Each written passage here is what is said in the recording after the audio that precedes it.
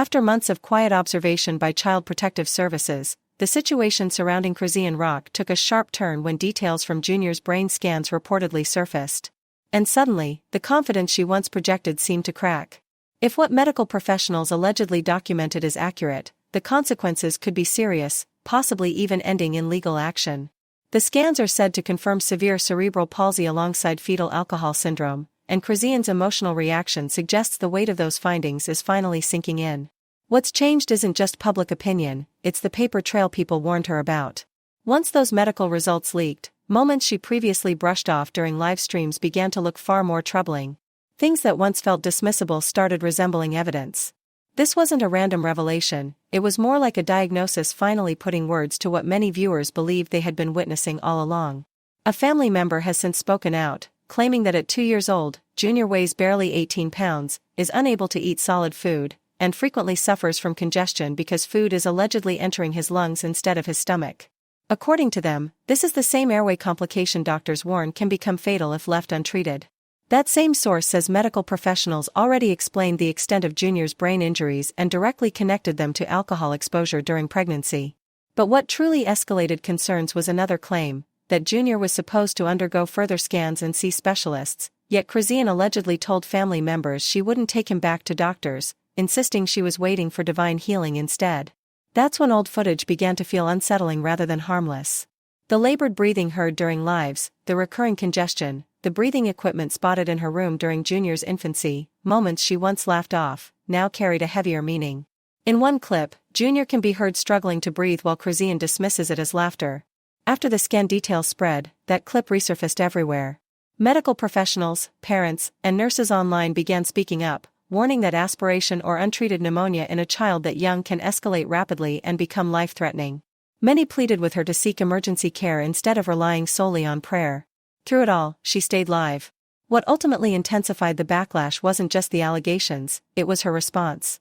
Rather than stepping back, Chrisean reportedly lashed out, even snapping at an author who sent her a children's book designed to support parents of kids with special needs. She allegedly called the gesture strange and doubled down on her claim that nothing was wrong with Junior at all. And in that moment, the narrative shifted, from concern to alarm. That response didn't come across as confusion, it felt like flat-out denial. Especially when people remembered she had previously claimed Junior was already receiving therapy, only to later react with outrage at the suggestion that he might actually need help. That inconsistency didn't require clarification. It said everything on its own. And right as public scrutiny hit its highest point, Blueface was asked the question everyone had been quietly circling for months, whether Junior is even his biological child, or Ronnie Doe's. He ended the call immediately. No jokes. No deflection. Just silence. Fans noticed right away, especially because Blueface is rarely shy about running his mouth. His refusal didn't shut the rumor down. It breathed new life into it. And when he later made comments about not investing energy into co-parenting situations with low success rates, it only made Junior's future feel even more uncertain. This is exactly why people keep bringing up CPS, because none of this has happened in private. The pregnancy live streams. The drinking. The smoking. The public fights. The arrests. Even Junior's hernia surgery reportedly only happened after photos leaked online.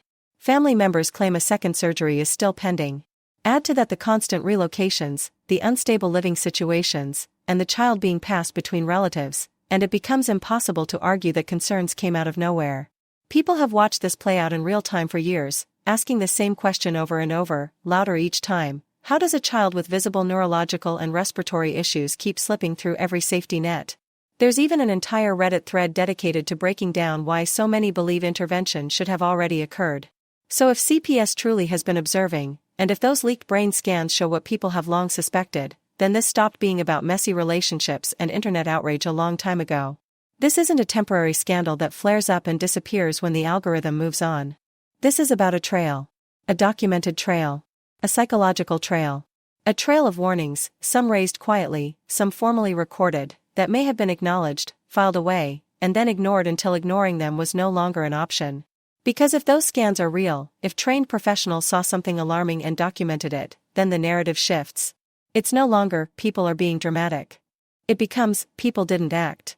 And that's a far more disturbing place to stand. At that point, it's not about online behavior or fan reactions. It's about responsibility.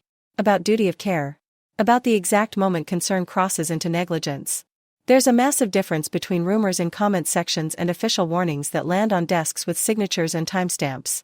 And if those warnings existed before everything exploded publicly, then the silence that followed becomes deafening. It forces an uncomfortable question no one wants to say out loud: who knew, when did they know, and why didn't anything change until documents started leaking? That's where the story turns cold. Because agencies like CPS don't act on vibes or viral clips. They move slowly, methodically, based on records, repeated patterns, and risk assessments. So if they were watching, they weren't casually observing. They were monitoring with purpose. And if scans were ordered, that suggests concern serious enough to justify clinical involvement. Not curiosity. Not gossip. Concern. The kind that implies someone believed harm was possible, if not imminent. And once that belief exists internally, the clock starts. The moment those scans leaked, everything shifted.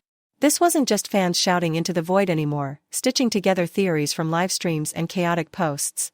It became heavier. More clinical. Because leaks rarely happen when everything is fine. They happen when someone fears the truth is being buried. And once that door cracked open, the voices that followed weren't loud clout chasers. They were closer, quieter, and far more dangerous to ignore. Family members began speaking out, not vaguely, not with coded language, but with the tone of people who have already imagined the worst-case scenario. Not speculating anymore.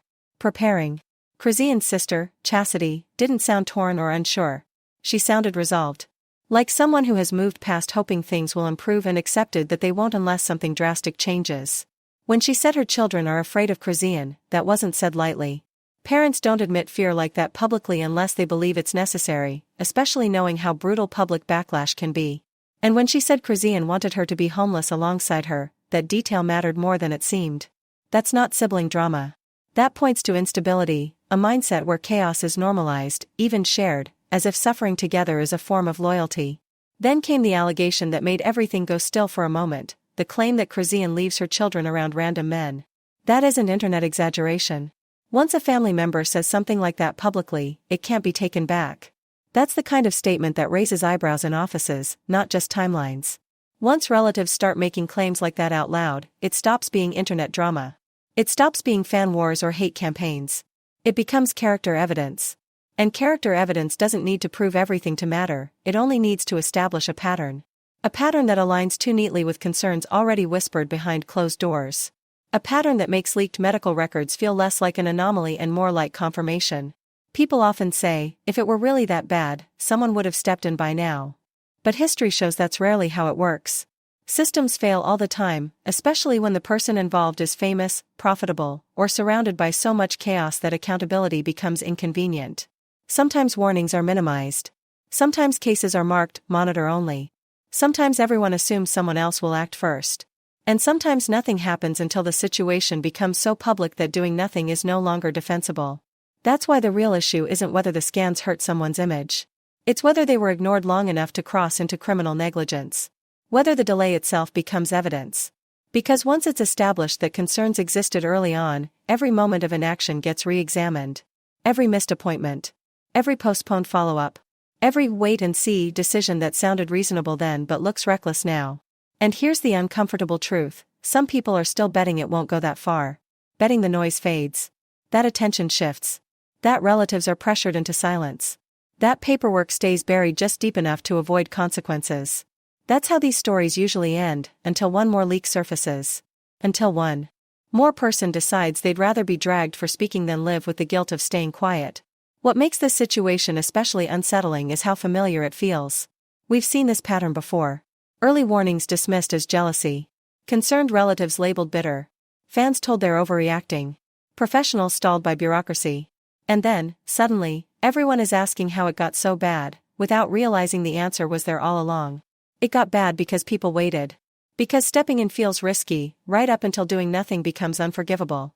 Once relatives begin publicly describing fear, instability, and unsafe conditions, the story changes, whether anyone is ready for it or not. At that point, it's no longer about grudges or family drama. It becomes about protection. About children who have no say in who raises them. About environments that quietly shape outcomes long before anyone can claim ignorance. Because by then, people did know. What they didn't do was act. And if those medical scans truly reflect what's being alleged, if they line up with the behaviors people have been documenting, then this stops being a single person's downward spiral. It becomes a case study in delayed intervention. That's when accountability widens beyond one individual and lands on every system, authority, and gatekeeper who noticed the warning signs and chose to wait. Waiting is a decision. And in situations like this, it can be the most dangerous one. So no, this hasn't been just internet outrage for a while now. This is about whether red flags were dismissed as noise until they hardened into evidence. About whether legitimate concern was waved off as drama because action would have been inconvenient. About whether someone believed they could outlast scrutiny without consequences. And the longer nothing changes, the harder it is to pretend this caught everyone by surprise. Especially when the same family is also saying Junior's medical care keeps being postponed, the weight of the situation grows heavier each time old footage resurfaces. In the beginning, many people genuinely extended grace. Babies develop differently. Some are late to crawl. Some are quiet. Some prefer being held. Those explanations made sense for a while, and people wanted them to be true, because the alternative was unsettling. But Junior isn't a newborn anymore. He's not even an infant. He's 2 years old. And the concerns people noticed early on haven't faded, they've become more pronounced. What once looked like isolated moments now looks like a pattern. He's almost always being carried, buckled into a stroller, or positioned somewhere rather than placed on the ground to explore. There are few clips showing him freely playing, stacking toys, crawling, or engaging in the repetitive curiosity typical of toddlers. There's no visible routine, no consistent sleep schedule, no predictable environment, no signs of stability. He's constantly outside, constantly moving, constantly surrounded by loud, chaotic settings that don't seem suited for a child who may already be physically vulnerable. That's when the tone shifted. People stopped wondering if something was wrong and started asking whether this child was ever given a real chance. Not because genetics determine everything, but because early intervention matters, and it never appeared to last. Whenever someone gently suggested physical therapy, speech therapy, occupational therapy, or even a calmer, more structured environment, the response was defensive. Concern was reframed as hate. Questions were treated like attacks. Worry was labeled jealousy. One moment like that might be dismissed. Dozens of them, lined up over time, start to look less like misunderstanding and more like denial masking neglect. There was the clip of Junior wearing heavy Timberland boots despite visibly clubbed feet, something that immediately alarmed people familiar with pediatric care. Clubbed feet require support, sensitivity, and often corrective treatment. Heavy, rigid boots aren't fashion in that context, they're discomfort. Then there was the video of Junior riding in the back of a car without a car seat or seat belt, his body jolting over a speed bump. That wasn't a parenting difference, it was a serious safety risk. One sudden stop can change everything. Another moment that stuck was when Junior was placed directly on a dirty gym floor while Chrisean worked out. No mat. No blanket. No pack-and-play. Just the bare surface of a public gym. People pointed out that basic safety equipment costs less than a single pair of shoes, yet somehow comfort and protection seemed optional. At the time, many viewers cringed and scrolled past. After the scans leaked, those same clips came back, not as gossip, but as timestamps. Context. Evidence.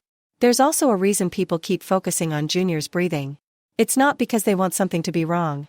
It's because they've seen enough to be concerned. Some viewers noticed that when Junior appears to laugh, it doesn't always look like joy, his facial muscles don't fully engage, his body doesn't relax into it. Individuals with medical backgrounds suggested the possibility of gelastic-type seizures, where laughter occurs without emotional connection. On its own, that idea might sound extreme. But it doesn't stand alone. It sits alongside gasping sounds, chronic congestion, early use of breathing machines, and claims that food is entering his lungs. Together, it stops being about delays and starts being about risk. That's why people panicked when discussions of untreated pneumonia surfaced. Pneumonia isn't just a bad illness for toddlers, it can escalate rapidly, especially in children with respiratory or neurological challenges. The fear wasn't exaggerated, it was grounded in real medical danger. And while all of this was unfolding, Blueface wasn't just avoiding questions about paternity.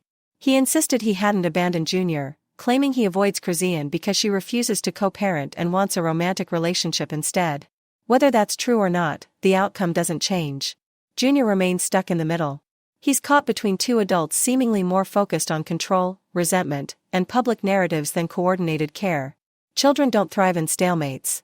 They need consistency, communication, and advocacy. And Junior appears to be getting very little of that. As pressure mounted, people began resurfacing everything they once hoped had been forgotten. The live streams showing drinking and smoking during pregnancy didn't disappear with time. The clips still exist. The comments remain. The messages admitting weed use right before birth didn't lose relevance once complications appeared. Even the threats made on live, shocking at the time, now read differently. Less like emotional outbursts, more like warning signs. The moment Chrisean said she sometimes wished Junior had never been born because of her anger toward Blueface and his family carries far more weight now. Words like that don't evaporate. They linger, especially when the child involved appears medically fragile. At this stage, people aren't even shouting anymore. The outrage phase has passed. What's happening now is documentation. Clips are being saved. Screenshots archived. Statements timestamped. Events laid out in order, not out of cruelty, but out of necessity. People are trying to understand what they're seeing. Patterns are emerging. Contradictions are being tracked. And the most unsettling part isn't any single moment, it's how consistent the concerns have been over time. What began as quiet discomfort has hardened into something much heavier, a shared sense of dread. Not because people believe they know more than medical professionals, but because it no longer feels like medical professionals are being heard. Not because there's a hunger to tear someone down, but because a child's condition appears to be worsening in plain sight, with no clear intervention in place. Social media has unintentionally become an archive, and Junior's life is unfolding in scattered moments that, when pieced together, suggest a reality people wish wasn't true. There's also the psychological weight of the environment itself. Constant displacement, loud surroundings, instability, and unresolved adult conflict don't just strain the body, they shape the brain. They affect attachment, emotional regulation, and development. Even children without medical challenges struggle under those conditions. For a child already facing neurological and physical hurdles, the impact can be magnified. That's why people feel uneasy seeing Junior constantly in crowds, constantly exposed, yet rarely shown in calm, predictable, child-focused spaces where healing and growth usually happen. The same question keeps surfacing, just phrased differently every time: what's the plan? Appointments are mentioned, but follow-ups feel unclear. Diagnoses are hinted at, then walked back. One moment everything is fine, the next it's framed as serious. That inconsistency creates whiplash. And once trust erodes, people stop relying on explanations and start relying on what's visible, what can be seen, heard, and verified. What makes this especially tragic is that it never had to play out publicly. Early intervention is most effective when it's steady, private, and focused. But when denial replaces responsibility and defensiveness replaces action, the vacuum gets filled by public scrutiny. Not always fair. Not always precise. But relentless. Junior didn't choose this life. He didn't ask to be analyzed frame by frame. Yet here he is, a toddler whose breathing, posture, and expressions are being watched closely because people are afraid that looking away might mean missing something critical. That's why the energy has shifted. It's no longer about outrage. It's about preservation. Not shouting, but saving. Not arguing, but building timelines. People aren't trying to convince anyone anymore. They're documenting, because time has a way of exposing patterns that denial tries to bury. And at the center of all of it is a child who should have had safety,